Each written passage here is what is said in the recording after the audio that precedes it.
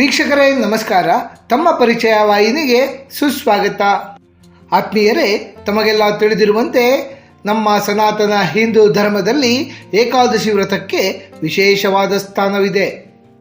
ಅದರಲ್ಲಿಯೂ ಫಾಲ್ಗುಣ ಮಾಸದ ಶುಕ್ಲ ಪಕ್ಷದಲ್ಲಿ ಬರುವಂತಹ ಆಮಲಕಿ ಏಕಾದಶಿ ಉಳಿದೆಲ್ಲ ಏಕಾದಶಿಗಳಿಗಿಂತಲೂ ಅತ್ಯಂತ ವಿಭಿನ್ನ ಮತ್ತು ಶ್ರೇಷ್ಠವಾದುದಾಗಿದೆ. ಎಲ್ಲ ಏಕಾದಶಿಯ ದಿನಗಳಲ್ಲಿ ನಾವು ದೇವಸ್ಥಾನಕ್ಕೆ ಹೋಗುತ್ತೇವೆ. ಆದರೆ ಈ ಆಮಲಕಿ ಏಕಾದಶಿ ಎಂದು ಮಾತ್ರ ದೇವಸ್ಥಾನಕ್ಕಿಂತ ಹೆಚ್ಚಾಗಿ ಒಂದು ಮರವನ್ನು ಪೂಜೆ ಮಾಡುವುದು ಕೋಟಿಪಟ್ಟು ಪುಣ್ಯವನ್ನು ನೀಡುತ್ತದೆ. ಆ ವಿಶೇಷವಾದ ಮರವೇ ನೆಲ್ಲಿಕಾಯಿ ಮರ. ಪ್ರಕೃತಿ ಹಾಗೂ ಪರಮಾತ್ಮನ ನಡುವಿನ ಅವಿನಾಭಾವ ಸಂಬಂಧವನ್ನು ಸಾರುವ ಈ ಪವಿತ್ರ ದಿನ ಮನುಷ್ಯನ ಪಾಪಗಳನ್ನು ತೊಳೆದು ಮೋಕ್ಷದ ಹಾದಿಯನ್ನು ತೋರಿಸುತ್ತದೆ. ಪ್ರಸ್ತುತ 2026ರಲ್ಲಿ ಆಮಲಕಿ ಏಕಾದಶಿಯನ್ನು ಫೆಬ್ರವರಿ 27 ಶುಕ್ರವಾರದಂದು ಆಚರಿಸಲಾಗುತ್ತಲಿದೆ.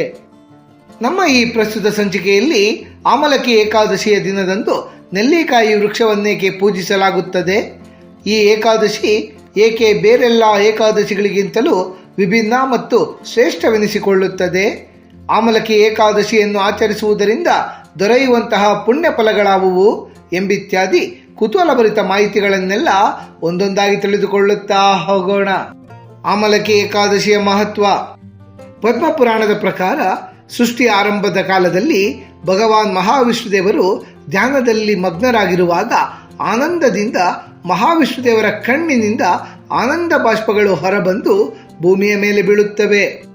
ಆ ಆನಂದ ಬಾಷ್ಪ ಭೂಮಿಯ ಮೇಲೆ ಬಿದ್ದ ಜಾಗದಲ್ಲಿ ಮೊಟ್ಟ ಮೊದಲ ಬಾರಿಗೆ ನೆಲ್ಲಿಕಾಯಿ ವೃಕ್ಷ ಉದ್ಭವಿಸುತ್ತದೆ. ಅಂದರೆ ನೆಲ್ಲಿಕಾಯಿ ವೃಕ್ಷ ಈ ಭೂಮಿಯ ಮೇಲೆ ಜನಿಸಿದ ಮೊಟ್ಟ ಮೊದಲ ವೃಕ್ಷ. ಆದ್ದರಿಂದಲೇ ಇದನ್ನು ಆದಿವೃಕ್ಷ ಎಂದು ಕರೆಯಲಾಗುತ್ತದೆ. ಭೂಮಿಯ ಮೇಲಿನ ಮೊಟ್ಟ ಮೊದಲ ವೃಕ್ಷವಾದ ನೆಲ್ಲಿಕಾಯಿ ಮರ ಉದ್ಭವಿಸಿದ ದಿನವೇ ಆಮಲಕಿ ಏಕಾದಶಿ. ತನ್ನದೇ ಅಂಶದಿಂದ ಹುಟ್ಟಿದ ಮರ ಇದಾದ್ದರಿಂದ ನೆಲ್ಲಿಕಾಯಿ ಮರ ಮಹಾವಿಷ್ಣುದೇವರಿಗೆ ಪ್ರಾಣಪ್ರಿಯವಾದದ್ದು. ಸೃಷ್ಟಿಯ ರಕ್ಷಕರಾದ ಮಹಾವಿಷ್ಣುದೇವರು ಈ ವೃಕ್ಷದಲ್ಲಿ ತಾನು ಸದಾ ನೆಲೆಸಿರುತ್ತೇನೆ ಎಂದು ವರವನ್ನೂ ಸಹ ನೀಡಿದ್ದಾರೆ. ಆದ್ದರಿಂದಲೇ ಆಮಲಕಿ ಏಕಾದಶಿ ಎಂದು ನೆಲ್ಲಿಕಾಯಿ ವೃಕ್ಷವನ್ನು ಪೂಜಿಸಿದರೆ ಭಗವಾನ್ ಮಹಾವಿಷ್ಣುದೇವರು ತಕ್ಷಣವೇ ಪ್ರಸನ್ನರಾಗುತ್ತಾರೆ.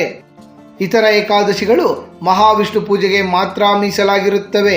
ಆದರೆ ಆಮಲಕಿ ಏಕಾದಶಿ ಮಾತ್ರ ಮಹಾವಿಷ್ಣುದೇವರ ಜೊತೆ ಆದಿವೃಕ್ಷವಾದ ನೆಲ್ಲಿಕಾಯಿ ವೃಕ್ಷವನ್ನು ಸಹ ಪೂಜಿಸುವ ಪವಿತ್ರವಾದ ದಿನವಾಗಿದೆ. ಆಮಲಕಿ ಏಕಾದಶಿಯ ಆಚರಣೆ ಹೇಗೆ?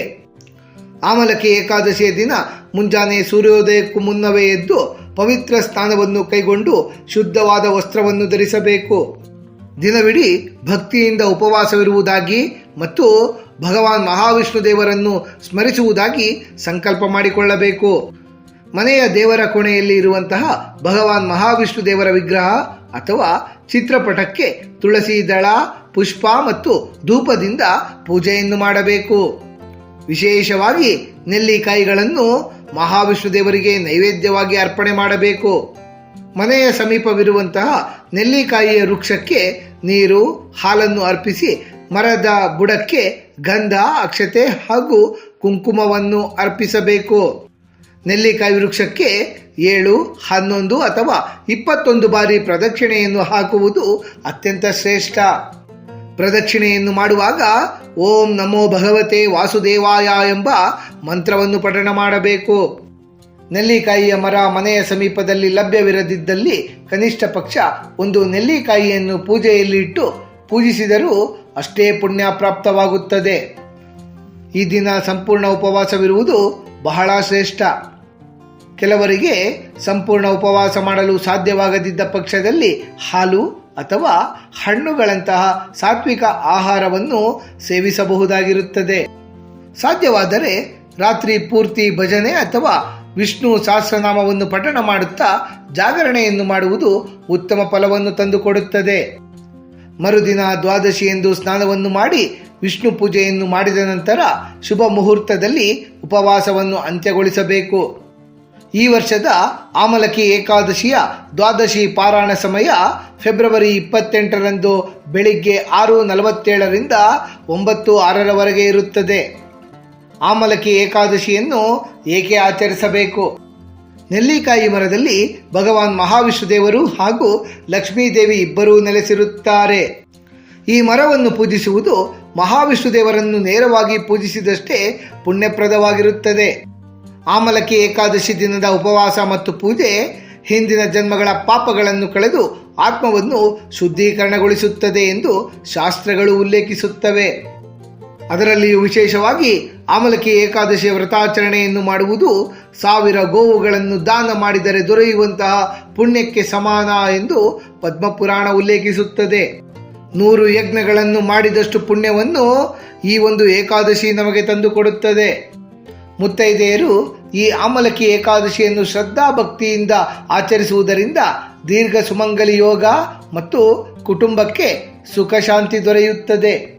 ಈ ದಿನ ಮಹಾಲಕ್ಷ್ಮೀ ದೇವಿಗೆ ಪ್ರಿಯವಾದಂತಹ ನೆಲ್ಲಿಕಾಯಿ ವೃಕ್ಷದ ಪೂಜೆಯಿಂದ ಮನೆಯಲ್ಲಿನ ದಾರಿದ್ರ್ಯವೆಲ್ಲ ದೂರಾಗಿ ಆರ್ಥಿಕ ಸಮೃದ್ಧಿ ಉಂಟಾಗುತ್ತದೆ. ನೆಲ್ಲಿಕಾಯಿಯು ಅಮೃತಕ್ಕೆ ಸಮಾನವಾದಂತಹ ಔಷಧೀಯ ಗುಣಗಳನ್ನು ಹೊಂದಿದೆ. ಆಮಲಕಿ ಏಕಾದಶಿಯ ದಿನ ನೆಲ್ಲಿಕಾಯಿಯನ್ನು ಪ್ರಸಾದವಾಗಿ ಸ್ವೀಕರಿಸುವುದರಿಂದ ದೀರ್ಘಕಾಲದ ಕಾಯಿಲೆಗಳು ಸಹ ಗುಣವಾಗಿ ಉತ್ತಮವಾದ ಆರೋಗ್ಯ ನಮ್ಮದಾಗುತ್ತದೆ.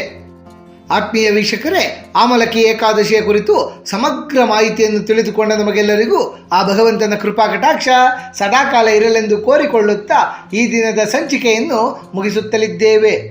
ವೀಕ್ಷಕರೇ, ನಿಮಗೆ ಈ ವಿಡಿಯೋ ಇಷ್ಟವಾಗಿದ್ದಲ್ಲಿ ಲೈಕ್ ಮಾಡಿ, ಶೇರ್ ಮಾಡಿ ಮತ್ತು ಸಬ್ಸ್ಕ್ರೈಬ್ ಮಾಡಿ ಹಾಗೂ ಬೆಲ್ ಬಟನ್ ಒತ್ತುವುದನ್ನು ಮರೆಯಬೇಡಿ.